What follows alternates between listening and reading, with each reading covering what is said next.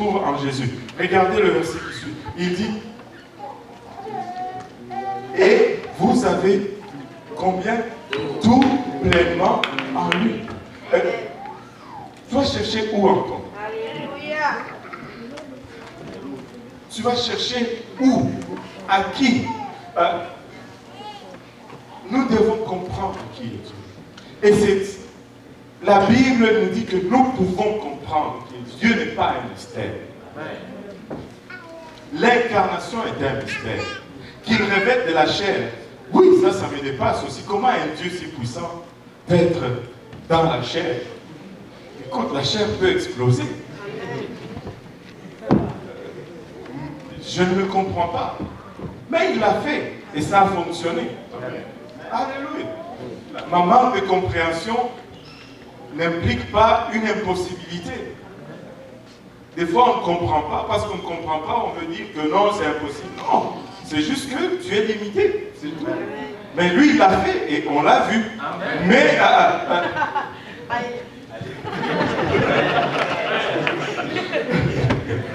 Alléluia.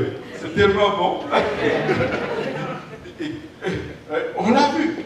Il était dans la chair. Emmanuel. Qu'est-ce qu'Emmanuel signifie? Dieu est avec nous. Pas le Fils de Dieu avec nous. Dieu est avec nous. C'est ça. Oui. Alléluia. Dieu est avec nous. Et maintenant, où est-ce que j'en étais? Ici. On suit la direction de l'esprit des fois. Il nous perd des fois et puis on doit le retrouver où il est. Ne me laisse pas maintenant, Seigneur. Parce que là, je dois finir ce message. Alléluia. Nous avons tout en lui. Et la première chose que nous devons comprendre, c'est la nature de Dieu. Et nous pouvons la comprendre. La deuxième chose que nous devons être sûrs, c'est le plan du salut. Maintenant que nous connaissons ces dieux, nous pouvons mieux lui faire confiance. Maintenant, c'est quoi son plan pour nous?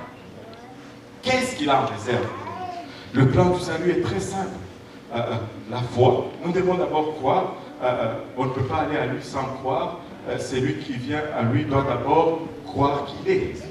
Alléluia. Et qu'il est le rémunérateur de tous ceux qui le cherchent. Alléluia. Maintenant, nous devons croire. La foi, c'est le premier élément. Après la foi, vient la repentance. Nous devons nous repentir de nos péchés. Nous ne pouvons pas être sauvés autrement. Nous devons faire un demi-tour. Nous devons prendre la décision. Et la repentance, c'est une décision personnelle que toi, tu dois prendre. Ce n'est pas le Saint-Esprit qui va te faire demi-tour. C'est toi qui vas la faire. C'est ta responsabilité. Tu dois arriver à un moment dans ta vie, tu te dis, je suis fatigué du péché. Je suis fatigué de marcher comme je marchais. Je suis fatigué de me faire mener par ma chair. Maintenant, je vais prendre le dessus et je vais laisser l'esprit un peu prendre le contrôle. Vous savez, la chair est temporelle. L'esprit est éternel. Ne permettez pas à la chair d'avoir la victoire sur l'esprit.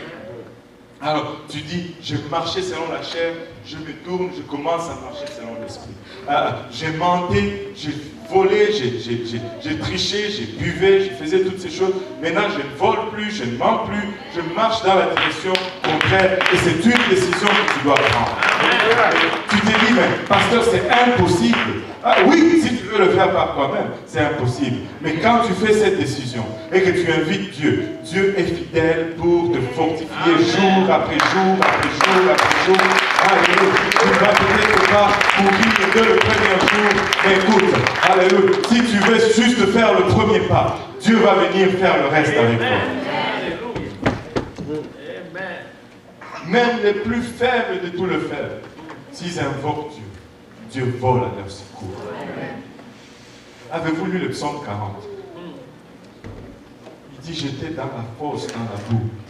J'ai crié, mais j'étais tellement faible que ma voix ne pouvait pas atteindre le Seigneur. Mais le Seigneur ne m'a pas laissé là. Il s'est incliné pour qu'il puisse entendre. Parce que dès qu'il entend ma voix, ça déclenche sa miséricorde. Tu dois crier au Seigneur. La repentance, c'est toi qui l'as fait. Bref, je me répands et je marche dans une direction opposée. Après la repentance, vient le baptême d'eau. C'est la repentance, c'est la mort. Le baptême d'eau, c'est vraiment l'ensevelissement. Tu dois être baptisé au nom de Jésus-Christ pour le pardon de tes péchés. Et le baptême d'eau est essentiel au salut. J'ai entendu des doctrines. Ils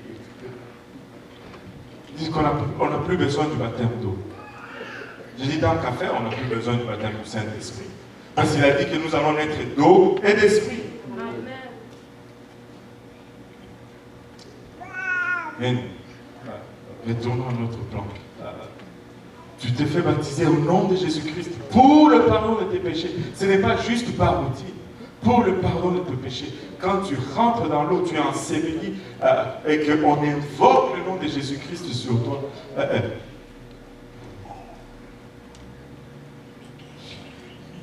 On m'a appris une autre grammaire, vraiment. On m'a dit que invoquer le nom de Jésus-Christ, c'est ça, au fait, l'acte du baptême.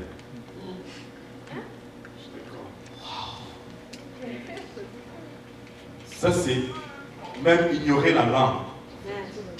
Non seulement ignorer le commandement, mais ignorer le simple basique de la langue. C'est-à-dire la présence d'un mot et sa signification, et l'implication de cette signification pour le sens de la phrase. Amen. C'est pour le pardon des péchés, c'est pas pour amuser la galerie, c'est pour le pardon des péchés. Quand tu es plongé dans l'eau et que le nom de Jésus-Christ est invoqué sur toi, tu es lavé de toute souillure. Et tu sors de là, tu commences une vie nouvelle. Amen. Et Dieu va te remplir du baptême du Saint-Esprit. Et si tu viens en avant, tu adores le Seigneur, Dieu va te remplir du Saint-Esprit. Et quand le baptême du Saint-Esprit rentre en toi, tu vas parler en d'autres langues comme l'Esprit te donne le texte. Et c'est la seule évidence du Saint-Esprit. Et on y reviendra peut-être un autre jour. Le temps nous presse. Nous devons comprendre la nature de Dieu. Nous devons comprendre le plan de Dieu. Mais le plan de Dieu n'est que le début. La Bible nous dit que c'est la nouvelle naissance. Mais il y a une marche qui nous attend. Et c'est là où beaucoup faillissent. Ils te disent qu'une fois que tu es sauvé, c'est correct, tu peux vaquer maintenant tes occupations. Mais la Bible ne dit pas ça. Si Paul lui-même crie avec détresse, il dit, je traite mon corps, je me sévèrement, afin que moi-même, je ne sois pas rejeté à la fin, après avoir gagné plusieurs. Misérable que je suis, que puis-je dire devant Dieu?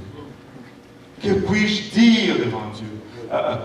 Mon salut n'est pas garanti si je m'amuse à sortir dehors. Si je m'amuse à délaisser ma consécration. Si je m'amuse à jouer avec les choses du monde. Mon salut n'est pas garanti. Écoutez, pour Dieu c'est clair. Mais le problème n'a jamais été avec Dieu. Le problème c'est toujours quelle est ma décision? Vais-je aller jusqu'au bout dans cette histoire? Nous devons mener une vie de sanctification. Amen. Et c'est ça qui nous garde dans la marche avec Dieu. Et la Bible nous dit que au verset 28 du livre des Juges, Samson invoqua l'Éternel. Invoque l'Éternel encore. Si tu as diffamé ta consécration, invoque l'Éternel. Il va écouter ta voix. Il va restaurer ta marche. Il va te relever d'où Dieu. Alors Samson invoqua l'Éternel et dit, Seigneur l'Éternel, souviens-toi de moi, je te prie, ô Dieu. Donne-moi de la force seulement cette fois. Et que d'un seul coup, je tire vengeance des Philistins pour mes 2 yeux. Quelle prière de détresse. Et à la fin de sa vie, Samson a dû reconsacrer sa vie. Et Dieu a pu œuvrer encore à travers lui. Laissez-moi dire à la congrégation aujourd'hui, nous allons être une congrégation consacrée. Nous allons marcher dans le voie de Dieu.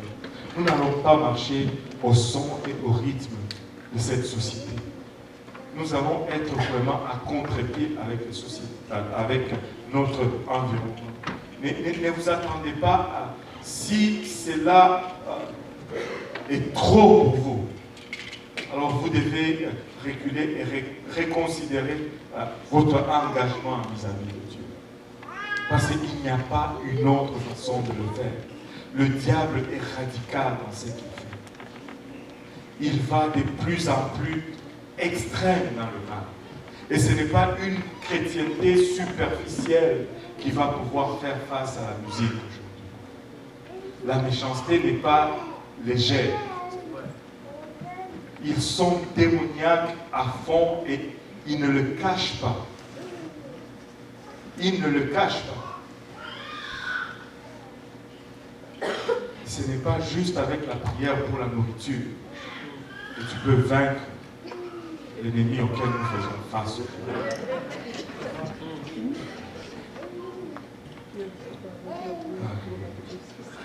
Nos victoires ne sont pas déterminées par la grandeur de notre ennemi. C'est déterminé par le niveau de notre consécration. Sommes-nous avec Dieu? Dieu est-il parmi nous? Ou y a-t-il le péché au milieu de nous? Mais si nous nous sanctifions, le bras de l'Éternel se révélera toujours fort au milieu de nous. Et moi j'anticipe une année 2015 où l'Église va être une Église sanctifiée, une Église puissante, une Église qui va avoir des exploits avec le Seigneur. Une Église qui va aller de l'avant et jamais reculer de l'arrière. Une Église qui va se multiplier et non seulement grandir. Parce qu'on n'a pas de temps pour grandir. On doit se multiplier. On n'a plus beaucoup de temps. Et il y a trop de temps, plutôt il y a trop d'âmes à l'extérieur à aller gagner. Amen. Si nous nous lèvons tous ensemble, il y a des histoires et des histoires qui nous illustrent la puissance de la consécration dans la parole de Dieu.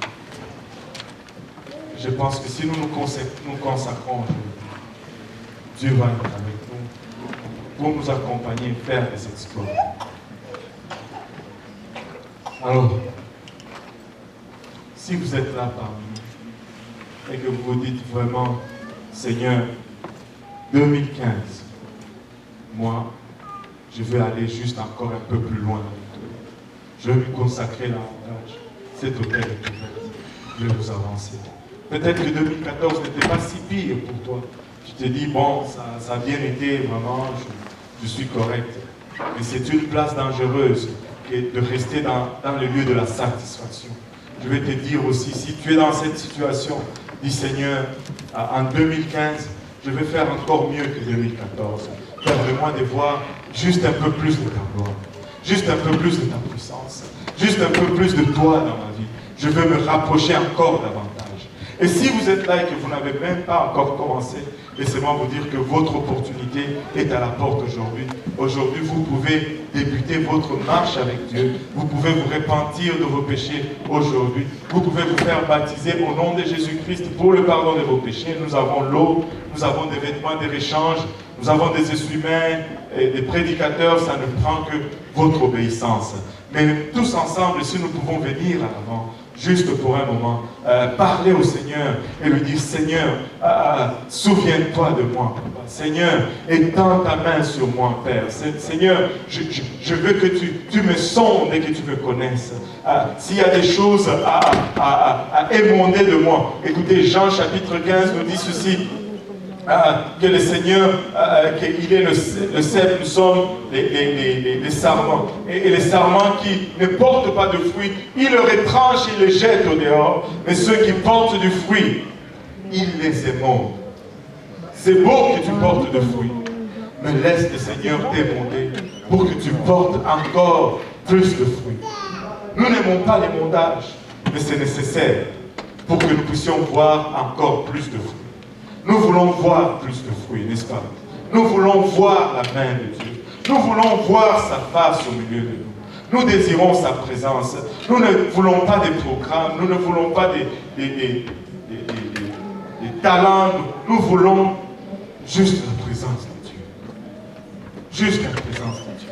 Si pour un moment nous pouvons lever nos voix, Seigneur, et juste lui parler sincèrement du fond du cœur, Seigneur. Et voici devant toi. Je suis à nu, Seigneur, et je essaie de cacher rien.